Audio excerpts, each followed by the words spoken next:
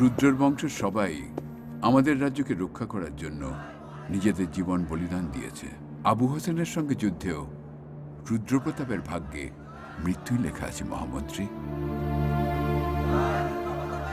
এটা নিয়তি, কেউ খণ্ডাতে পারে না।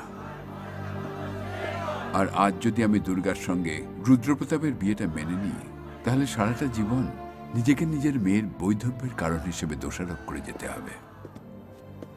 মুনিবর বোধহয় এই বিপদেরই আশঙ্কা করেছিলেন মহামন্ত্রী।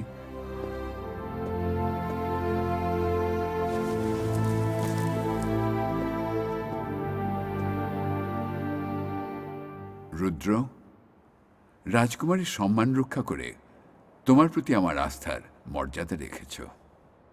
আমি জানি তোমার মতো বীর আমার সঙ্গে থাকলে সুন্দরগড়ের কোনো ক্ষতিই হতে পারে না।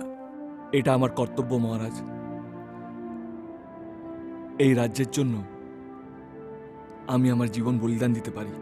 আচ্ছা রুদ্র, এই রাজ্যের জন্য তুমি তোমার জীবন পর্যন্ত বলিদান করতে পারো, তাই না? আর আমার জন্য তোমার ভালোবাসা বলিদান দিতে পারো না? মহারাজ। মহারাজ না, দুর্গার পিতা হয়ে আমি তোমার কাছে অনুরোধ করছি। অনুরোধ না রুদ্র, আমি তোমার কাছে ভিক্ষা চাইছি।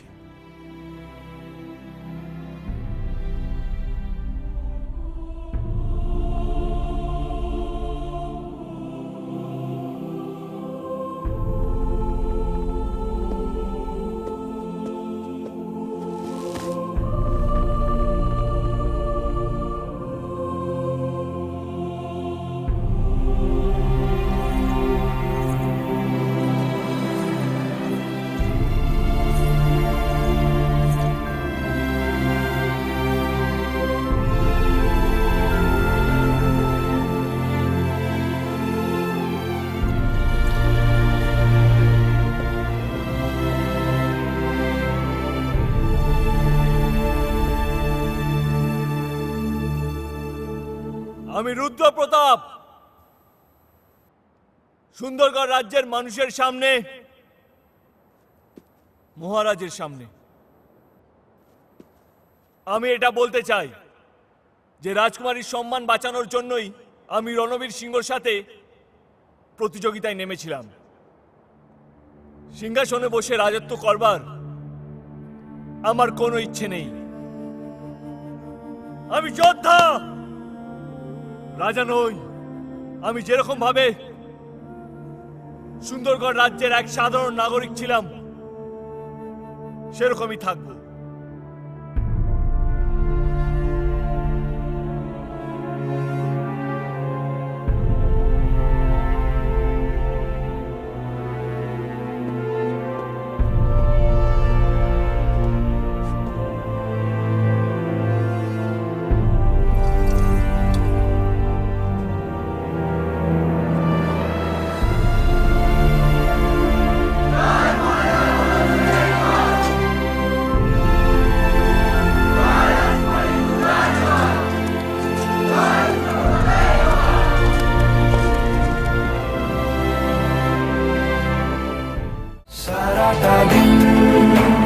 ঘিরে আছো তুমি এত রঙিন, হয়নি কখনো মন